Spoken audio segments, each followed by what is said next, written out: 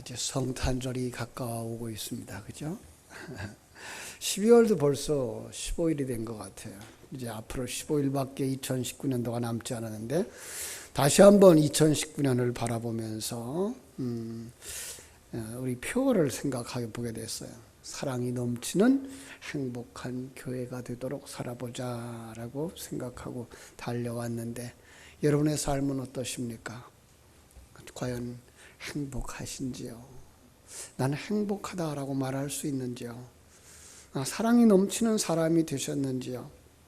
하나님의 사랑이 얼마나 크고 놀라운지 깨달아서 그 가운데 살면서 나는 행복한 사람이구나, 나는 복받은 사람이구나 감격하십니까? 제가 누굽니까? 우리 윤한기 목사님이 불렀던 노래를 한번 불렀던 적이 있죠, 그죠? 나는 행복합니다, 그죠? 생각하시는군요. 정말 우리 매일의 삶 속에서 그렇게 말할 수 있는 사람들이 되어졌으면 좋겠습니다. 이 시간에는 어떤 면에서 자신을 점검해보고 나는 어떤 사람인가, 그리고 나를 향하신 하나님의 계획이 무엇인지를 깨닫고 사는 사람인가 점검하고 마음의 새로운 결단을 하는 은혜의 시간이 되어지기를 주님의 이름으로 축복합니다. 오늘 본문에 보면은 하나님이 주시는 삶의 목적을 알지 못하고 살아가는 사람이 있었다라는 걸 알 수가 있어요. 엘리멜렉이라는 사람이 있었습니다. 그죠? 이 엘리멜렉은 유대 땅 베들레헴에서 사랑하는 아내와 귀여운 두 아들을 데리고 살았습니다. 그런데 그 지방에 기근이 들었어요. 기근이 들어서 모압 지방으로 내려갑니다. 그러다가 거기서 죽습니다. 그리고 두 아들도 거기서 죽었습니다. 두 아들이 거기서 결혼해가지고 며느리를 봤는데 며느리 둘 그냥 놔두고 두 아들이 다 죽었습니다. 참 이제 과부 셋만 남은 이런 가정이 되어졌습니다. 자, 이 나오미는 이러다가 안 되겠다 싶었고 또 이제 예루살렘에 하나님이 양식을 주셨다 하는 소식을 듣자 고국으로 돌아가고자 했습니다. 그래서 이제 두 며느리에게 권면합니다. 내가 이제 새롭게 출가해서 자식을 낳아도 자네들한테 그 신랑감으로 줄 수가 없을 것 같아. 그러니까 자네들은 다시 제가해서 행복을 찾아갔으면 좋겠어 라고 말하죠. 오늘 14절에 보니까 오르바는 시어머니에게 작별 인사를 하고 떠나갔다. 연로한 시어머니가 걱정스럽기는 하지만 자기 앞날을 생각하면서 어머니를 따라가지 않고 자기 길로 가겠다라고 했던 거예요. 결국 이 큰 며느리 오르바는 시어머니를 따라가지 않았다는 거. 룻과 대조해 볼 때 그는 정말 하나님을 알지 못했다. 하나님의 뜻이 무엇인지 알지 못했고 왜 인간이 살아야 하는지도 깨닫지 못했고 어떻게 영생에 이르는지도 알지 못한 채 이 세상을 살다가 이 세상을 떠나는 어떤 사람과 같았을 것이다 라고 말할 수가 있을 것입니다. 그렇습니다. 인간은 이 땅에 태어나서 잠시 살다가 살다가 때가 되면 흔적도 없이 사라지는 것 같아요. 우리의 주변에서도 보면 한때 우리와 같이 살았던 연세 드셨던 어른들 보이지 않는 경우들을 왕왕 생각하게 됩니다. 그렇죠? 세상적으로 보면 참 허무한 것이 인생이 아닌가 이렇게 생각할 수가 있어요. 그런데 이렇게 허무하게 보이는 삶을 하나님은 달리 말하고 있다고 하는 것 우리는 알 수가 있습니다. 인간은 그냥 태어났다가 죽는 무가치하고 무의미한 존재가 아니고 이 땅에 태어난 이유가 있고 이 땅에 태어난 목적이 있다고 말씀하시는 거예요. 그러면서 말씀하십니다. 이 땅의 미물들도 존재하는 목적이 있고 살아가야 할 이유가 있지 않느냐라고 말씀하시면서 이 땅에 있었던 많은 이야기들을 하십니다. 내가 이 땅에 있는 만물들을 살아가게 하는 환경을 만들었단다. 그뿐만 아니라 하나님은 이렇게 말씀하시죠. 참새 두 마리가 한 아사리온에 팔리는 것 않느냐? 그러나 너희 아버지께서 허락지 아니하시면 그 중에 하나도 떨어지지 아니하잖아. 요즘 말로 바꿔 말하면 학교 앞에서 병아리 2마리가 1,000원짜리 한 장에 팔리지 않냐? 쉽게 죽는다고요? 그러나 하나님 아버지께서 허락하지 않으면 그 하나도 죽지 아니한단다. 그러면서 하시는 말씀이 두려워하지 마라. 너희는 많은 병아리보다 귀하지 않냐? 하나님은 이렇게 참새든 병아리든 그 생명의 주인이 되신다고 말씀하시며 그 어느 것도 우연히 생겼다가 우연히 죽는 것이 아니라고 말씀하는 거죠. 만물이 존재하는 이유가 있다는 것입니다. 하물며 하나님의 형상대로 지음받은 우리에게 그죠? 목적 없이 지었겠느냐? 삶의 이유가 없겠느냐? 라고 말씀하시는 거예요. 그런데 많은 사람들이 이걸 잊어버리고 살아갑니다. 우리 성도들은 어떻습니까? 성도들은 하나님의 말씀을 통해서 삶의 목적이 있음을 알게 됩니다. 창세기 1장에 보면 하나님이 우리를 만물을 다스리기 위하여서 우리를 창조하셨다라고 말씀하시고요. 이사야서에 보면은 하나님께 영광을 돌리기 위해서 우리를 창조하셨다라고 말씀하고 있는 것입니다. 그러니까 이렇게 만물을 다스리며 하나님께 영광을 돌리며 하나님의 그 창조한 창조의 목적을 따라서 부합한 삶을 살아갈 것, 이것이 이 땅에서 우리가 살아가야 할 삶의 의미인 것입니다. 그리고 영원한 천국에 들어가서 살아가야 할 우리의 삶의 연습이기도 한 것이죠. 물론 하나님은 각 개개인들에게 구체적인 계획과 목적을 가지고 살아가도록 하셨습니다. 그리고 그 구체적인 계획과 목적을 실현하도록 이끌어 가시는 하나님이십니다. 그런데 안타까운 것은 많은 사람들이 자기가 왜 태어났는지, 왜 사는지 모르다가 죽어갑니다. 마치 오늘 본문에 나오는 오르바와 같은 사람입니다. 하나님은 시어머니를 통해서 하나님을 알 수 있는 기회를 주셨고 하나님의 뜻이 무엇인지 하나님의 계획이 무엇인지 알 수 있는 기회를 주셨지만은 놓쳐버리고 의미 없는 삶을 살다가 가고 마는 것입니다. 사랑하는 여러분, 우리는 그렇게 살지 않았으면 좋겠습니다. 정말로 삶의 의미를 모른 채, 삶의 목적도 모른 채 사는 것이 진정한 삶일까? 하나님은 정말로 독생성자를 주시면서 우리를 구원하신 그 구원받은 하나님의 자녀들의 그 삶의 의미일까? 우리는 거기서 깊이 있도록 내가 왜 존재해야 되는가를 깨달아 알아야 되며 하나님이 나를 통해서 어떤 일을 행하시고 계시는가를 볼 수 있어야 되고 그래서 나는 왜 살아야 되는지 무엇을 위해 살아야 되는지 우리는 깊이 묵상해 봐야 할 것입니다. 많은 사람들이 자기가 살아야 할 이유를 모른 채 살아갑니다. 이유도 모른 채 돈을 벌고 이유도 모른 채 땀을 흘리면서 일하고 이유도 모른 채 더 높아지고 더 출세하고 더 앞으로 나가려고 합니다. 우리 학생들을 느끼면서 우리 학생들 또 우리 청년들을 이렇게 만나면서 느끼는 것은 하나님이 내게 이런 은사를 주셨구나를 깨달아 알았으면 좋겠다라는 생각을 가지는 거죠. 나는 이런 일을 통해서 하나님께 영광을 돌릴 수 있는 삶을 살아야 되겠다라는 삶의 목적이 있어야 된다는 거죠. 그런데 목적을 찾지 못하고 살아가요. 요즘 들어서 우리 학생들의 모습을 보면요, 학생들의 모습 속에서 점수를 따라서 그냥 학교를 가는 거예요. 그리고 주어진 기회에 그냥 일을 하는 것이고 돈벌이에 내몰리고 있다고 생각할 때 얼마나 안타까운지요. 믿음의 선배된 자로서 어떤 면에서 그들을 지도해야 할 목사로서 저들에게 삶의 목표를 바라다 볼 수 있게 해 주었으면 좋겠다.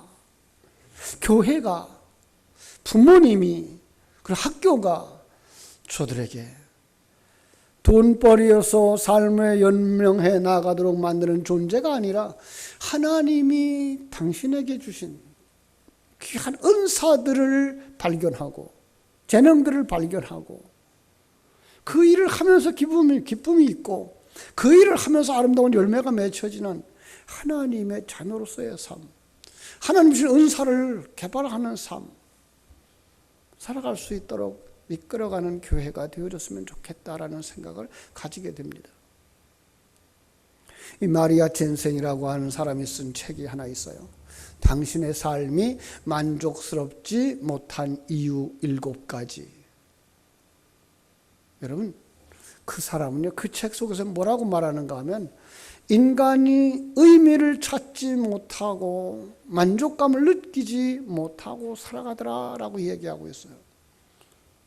별 걱정 없이 편안하게 살아도 의미 없이 목적 없이 살아간다면 가슴에 구멍이 뻥 뚫려서 그것을 메울 수 없다고 했어요. 그러면서 그 대표적인 예를 든 사람이 바로 일본 사람들이었습니다. 일본 사람들, 우리가 그렇게 생각하죠. 지금 그들은 매우 쇠퇴되어져 가는 환경 속에 살고 있다. 그러면서 안타까운 건 우리 한국이 일본을 따라가고 있다. 닮아가고 있다. 그들은 지금 나이가 많아서 혼자 된 사람들이 상당히 많다 그래요. 찾아오는 사람도 없고 찾아갈 사람도 없고 고독하게 하루하루를 늘 똑같은 삶을 살아간다는 거예요. 왜 사는지도 모르고, 그렇죠? 무엇을 위해서 살아가야 될지도 모르니 그들의 마음이 어떡했어요? 허전하고 그 허전함을 채울 수가 없어서 고독사로 죽는 사람이 1년에 15,000명씩이나 된다요. 남의 얘기가 아니에요. 우리나라가 지금 그렇게 따라가고 있다는 거예요. 보세요. 어릴 때는요, 공부하느라고 정신이 없어요. 그죠? 또 결혼해서 자식 키우느라고 정신 없어요. 어른이 되어서는요, 자식들 다 공부시켜서 출세시켜서 다 내보내고, 그리고서는 무엇을 해야 될지 또 모르는 거예요. 나이가 들면서 추구하던 목적들이 사라지면서 아무 할 일이 없게 되니까 그때부터 무료함에 빠지고 공허함에 밀려와서 허탈감에 빠진다는 거예요. 그리고 이 무료함과 허탈감을 채우지 못해서 이걸 채우려고 술을 따라가고 도박에 몰입하고 심지어 마약하고, 그리고 이것을 채워지지 않으니까 그저 생활 포기한다는 거예요. 이게 그냥 저 먼 나라 일본에서만 일어나는 일이었으면 좋겠어요. 그리고 그렇게 될 수 있을 거예요. 왜요? 우리는 하나님의 자녀들이니까. 우리는 하나님과 함께 천국을 소망하며 사는 사람들이기 때문이니까. 그렇죠? 여러분, 우리 하나님은 저와 여러분이 이렇게 허탈한 인생을 살기를 원하지 않는 줄로 믿습니다. 나를 향하신 하나님의 계획이 무엇인지 깨닫는 성도들이 되어지기를 주님의 이름으로 축원합니다. 그런데 교회 안에 들어와 보면 삶의 목적을 알고는 있는데 불구하고 세상적인 사람과 똑같이 살아가는 사람들이 있더라는 거예요. 교회 안에 들어와서 주일에 참석하고 주일 예배를 드리고 찬송을 부르고 성경을 읽고 하는데 불구하고 세상에 나가 살아가는 삶의 모양은 똑같더라는 거예요. 이 시어머니, 오늘 본문에 나오는 시어머니 나오미가 그런 사람이 아닌가. 여러분, 왜 그가 예루살렘을 떠났다고요? 기근 때문에. 여러분, 기근조차도 하나님의 목적이 있다는 사실을 깨달아 안다면 거기서 우리는 하나님 앞에 더 가까이 나가는 기회가 되어져야 되죠.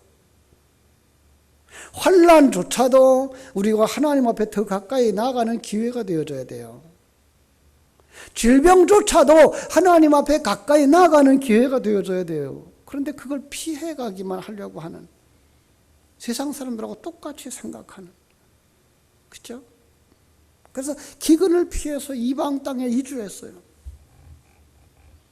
이방 땅에 이주한 그가 뭘 잃어버립니까? 남편을 잃어버려요. 아들을 잃어버려요. 이게 과부의 모습이에요. 우리의 모습인 거죠. 우리가 정말 남편 되신 예수 그리스도를 잃어버리고 살아가는 모습과 똑같은 것이고요. 우리가 아들로 태어나야 할 텐데 그 아들조차 잃어버린 그런 상황인 거죠. 나오미는요, 그냥 생각하기를, 나는 저주받았구나라고 생각을 했어요. 이곳은 내가 살 곳이 아니구나라고 생각을 했어요. 어려움만 만나면 그는 그 어려움을 피해서 또 다른 곳으로 도망가는 사람. 여러분, 하나님의 자녀는 하나님을 섬기는 최적의 장소에 있어야 돼요. 피해가면 안 돼요. 하나님의 뜻을 따라 영광 돌리는 삶을 살아야 돼요. 예전에는요, 그래서 성도들에게 항상 권면한 것이 있었어요. 교회 근처에 살아라. 교회 가까이에 살아라. 그래야 새벽 예배도 하고 저녁 예배도 하고. 왜 그러죠? 진리의 말씀을 되새김질하고 또 보고 또 듣고 해야 주님과 가까이 가기 때문에 그래요. 예루살렘을 떠났던 나오미는 다 잃어버렸습니다. 하나님을 잊고 살았던 거죠. 하나님을 떠나서 하는 잘못을 범했던 것이죠. 우리 크리스찬들 가운데도 이렇게 두 종류의 생각을 품고 사는 사람들이 있는 거예요. 하나님의 영광을 위하여서 하나님의 영광을 위한 목적에 붙들려 살기를 원하면서도 세상적인 가치관에 이끌려서 끌려가는 거예요. 제가 오늘 이제 우리 주일학교 초등부 설교를 또 하게 되는데 그때에 들려줄 이야기와 같은 거예요. 그 이야기 속에 오늘 뭐가 있는가 하면 내 안에 2마리의 이리가 있어. 늑대죠. 그래 바꿨어요. 어린아이들이라. 내 안에 2마리의 강아지가 있어. 그죠? 하나는 검은 강아지, 하나는 흰 강아지. 검은 강아지는 옛사람을 상징하고 흰 강아지는 새사람을 상징하는 거죠. 둘이 늘 싸워요. 누가 이긴다고요? 내가 이 세상에서 무엇을 추구하느냐. 그 강아지, 어느 강아지에게 먹이를 주느냐, 그 강아지가 이기는 거예요. 세상 생각을 하고 세상적인 목적을 추구하면 검은 강아지 옛사람이 이기는 거예요. 우리는 옛사람처럼 살아가는 거예요. 그러나 하나님의 양식을 추구하고 하나님 주신 말씀을 생각하고 하나님의 영광을 추구하면 흰 강아지가 이기는 거예요. 하나님이 자녀답게 살아가는 거죠. 이스라엘의 솔로몬 왕은요, 그 다윗의 그 훌륭한 믿음을 물려받은 사람이에요. 처음에는요, 그래서 정말 나라를 하나님이 기뻐하는 방향으로 이끌어가고자 하나님 앞에 예배했고, 기도했고, 제물을 드렸고요. 그죠? 그게 하나님의 뜻이라고 생각을 했어요. 성전을 짓고 백성들의 마음을 아버지 하나님께로 인도하고 그들의 믿음으로 살도록 이끄는 것이 하나님 주신 목적으로 살고 그렇게 살아왔어요. 그가 성전을 짓고서요, 하나님 앞에 장문의 기도를 올립니다. 열왕기상 8장에 보면은요, 그 중에 몇 절 인용할게요. 23절, 하늘 아래에 하나님과 같은 신이 없나이다. 36절, 하나님은 백성을 선한 길로 인도하는 분이십니다. 그래서 43절 결심합니다. 하나님만 경외하겠습니다. 오직 하나님만 가까이 하겠습니다. 이게 세 사람들이 추구하는 모습입니다. 분명한 삶의 목적을 깨닫고 믿고 나가는 겁니다. 그런데 보세요. 이 솔로몬이 나이가 먹으면서 세속적인 생각이 찾아들고 그를 지배하기 시작합니다. 믿음이 흐려지고 하나님으로부터 마음이 점점 멀어지더니 어디로 갑니까? 우상을 쫓아갑니다. 많은 여인을 거느리면서 그 여인들이 가지고 온 그 우상 숭배에 빠지게 되는 거예요. 세상적인 쾌락을 쫓아가는 거예요. 세상적인 욕심에 휩싸이는 거예요. 많은 여자를 가지게 되어졌고 많은 황금을 가지게 되어졌고 그러더니 하늘나라에 대한 소망조차도 사라졌어요. 나중에 그가 쓴 글에서 그를 뭐라고 말합니까? 인생은 헛되고 헛되니 모든 것이 헛되다라고 고백하는 거예요. 여러분, 아니에요. 이건 불신자들이 가지는 인생들이에요. 이건 불신자가 가지는 말이에요.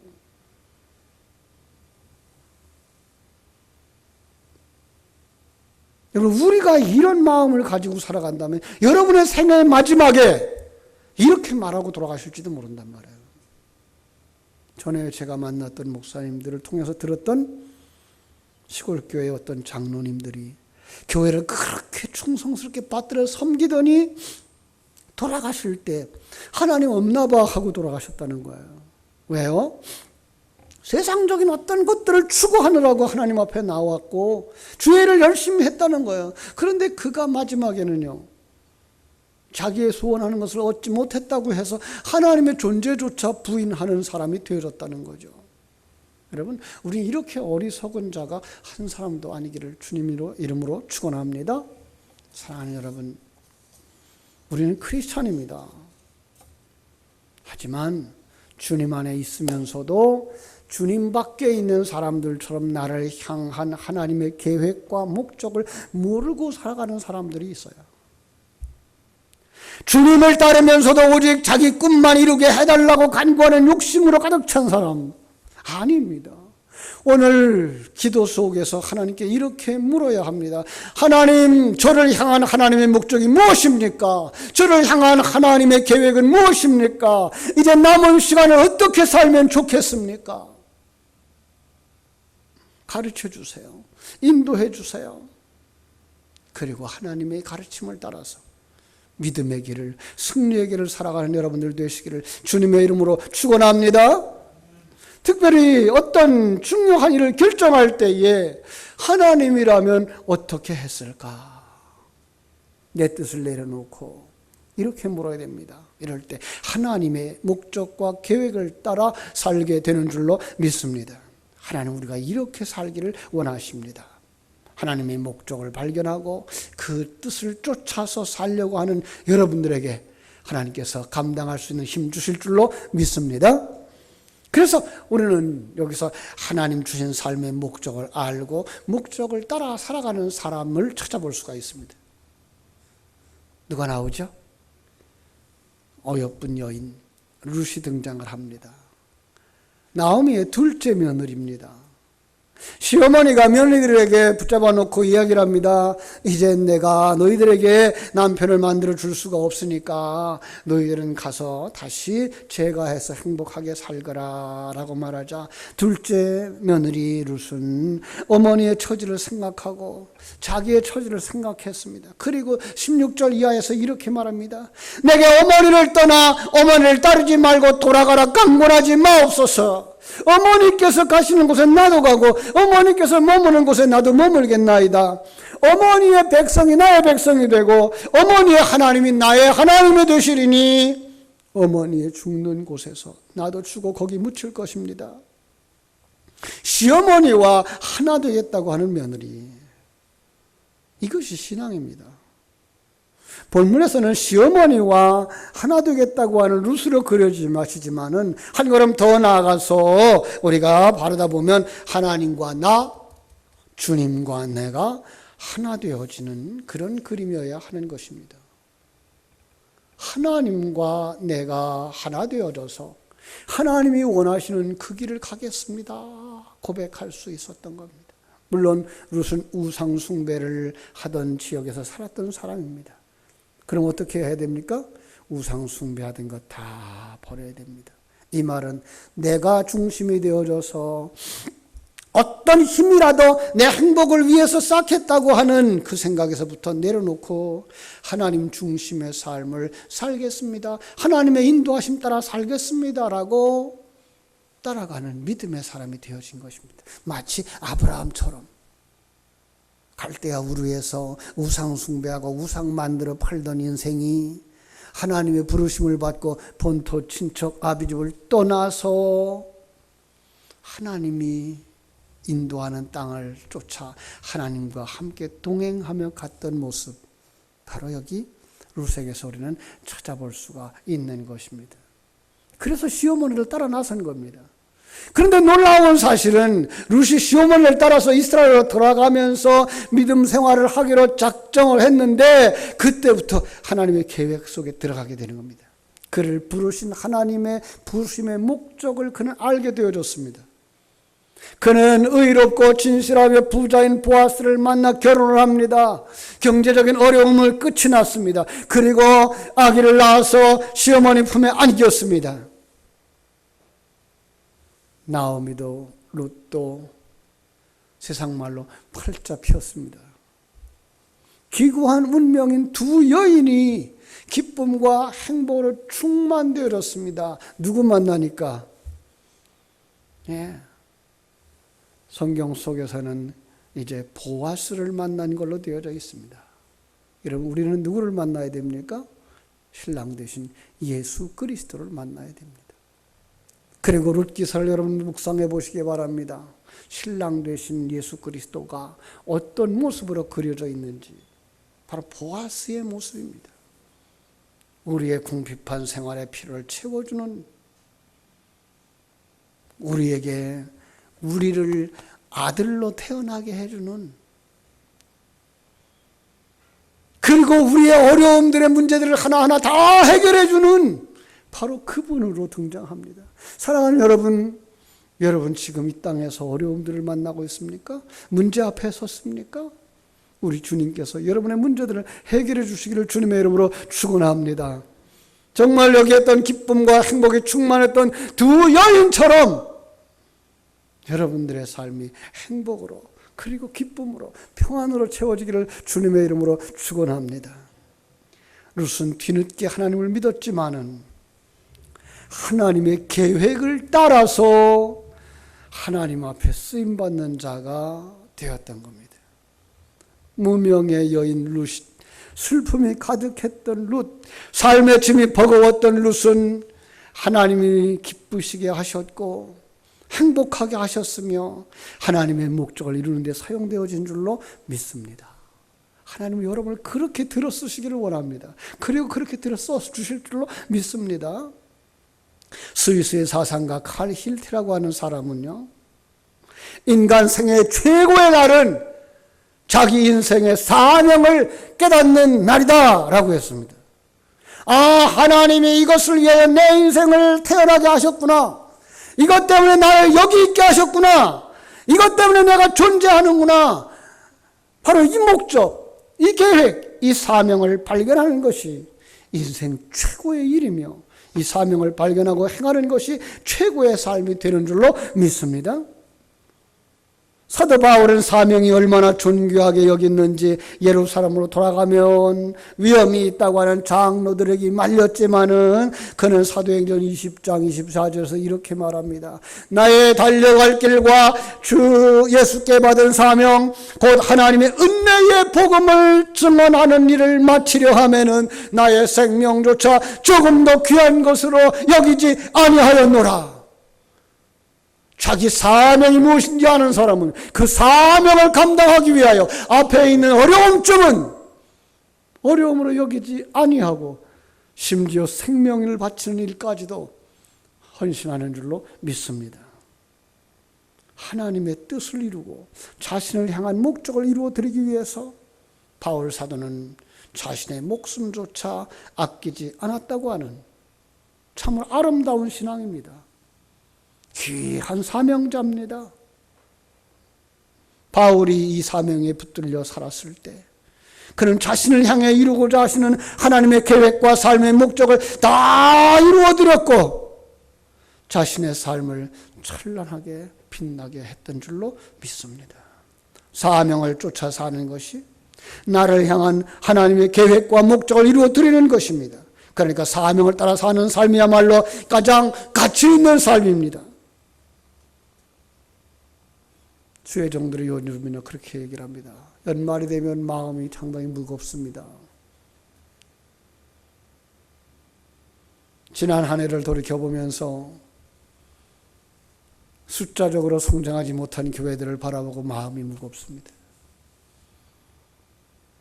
그런가 하면 새해에 충성된 일꾼들을 세워야 되는데 일꾼들을 세울 만한 사람들이 전부 다 그 자리에서 피하여 가려고 하고 있기 때문에 힘듭니다. 우리 교회는 그러지 않았으면 좋겠습니다. 우리 교회는 그 일을 제가 하겠습니다. 그 일은 제가 하겠습니다. 그 일은 제가 하겠습니다. 그래서 각자가 교회 구석구석에서 다음 세대를 양육하는 일이나 주님의 몸된 교회를 가꾸는 일에 헌신함으로 말미암아 교회가 따뜻하고 사랑이 있고 행복이 넘치는 교회로 회복되어지기를 주님의 이름으로 축원합니다. 여러분에게도 하나님이 주신 목적 그 사명이 있습니까? 예, 분명히 있습니다. 새롭게 찾아보시기를 바랍니다. 하나님께서 바울에게 주셨던 사명, 모세에게 주셨던 사명, 성경 속의 수많은 인생들에게 주신 사명들 여러분과 우리에게 있다는 사실을 다시 한번 깨달아 알면서 아니면 알기는 알았지만 지금까지 그 일을 감당을 못했다면 이제 다시 새로운 한 해를 계획하면서 자신의 사명을 회복하시고 충성된 자리로 회복되어 올라오고 그리고 목표를 향하여서 힘차게 나아갈 때 주님께서 감당할 수 있는 기름 부어 주실 줄로 믿습니다.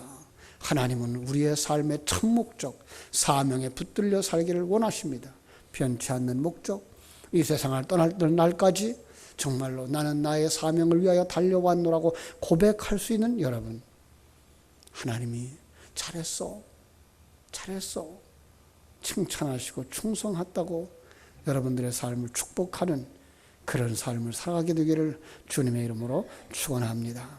우리 이 시간 한번 이 사명을 우리에게 회복하게 하여 주시옵소서. 주님의 계획과 사명에 붙잡힌 삶을 살게 하여 주옵소서. 우리 통성으로 한번 기도하겠습니다. 주여 한번